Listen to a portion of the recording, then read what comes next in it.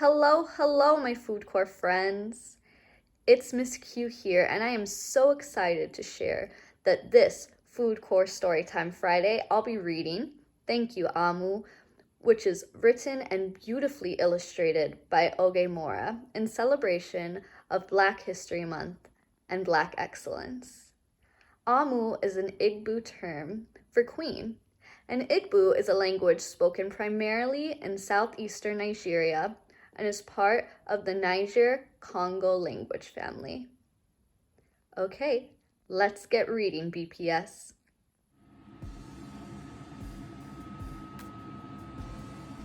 Thank You, Amu, written and illustrated by Oge Mora.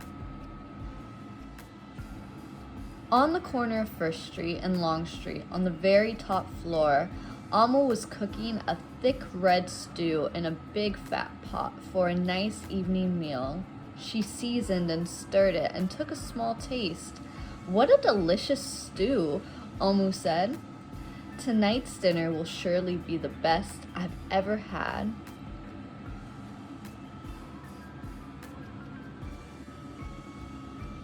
With that, Amu put down her spoon and went to read a book before supper. As the thick red stew simmered on the stove, its scrumptious scent wafted out the window and out the door, down the hall, toward the street, and around the block until knock! Someone was at the door.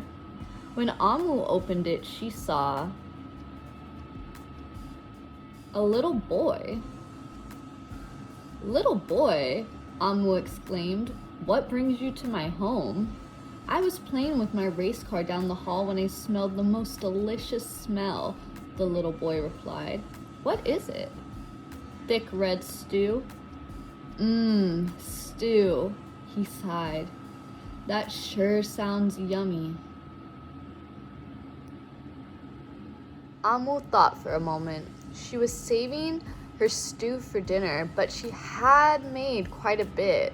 It wouldn't hurt to share. "Would you like some?" The little boy nodded. And so Amu spooned out some thick red stew from the big fat pot for her nice evening meal. "Thank you, Amu," the little boy said, and went on his way.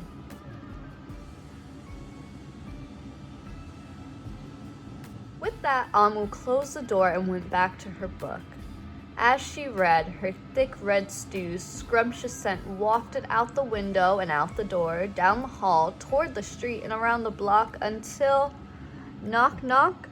Someone was at the door. When Amu opened the door this time, she saw a police officer. "Miss Police Officer," Amu exclaimed, "what brings you to my home?" "I was on duty down the street when I smelled the most delicious smell," Miss Police Officer replied. "What is it?" "Thick red stew." "Ah, stew," she said, and her mouth watered. "That sounds mighty tasty." Amu thought for a moment. There was still enough to share. "Would you like some?" The police officer nodded. Once again, Amu spooned out some thick red stew from the big fat pot for her nice evening meal. "Thank you, Amu," the officer said, and went on her way. And for the second time today, Amu closed the door and went back to her book. Sure enough, as she read, her thick red stew's scrumptious scent wafted out the window and out the door, down the hall, toward the street, around the block until knock, knock, knock. Again, someone was at Amu's door. This time when she opened, she saw a hot dog vendor.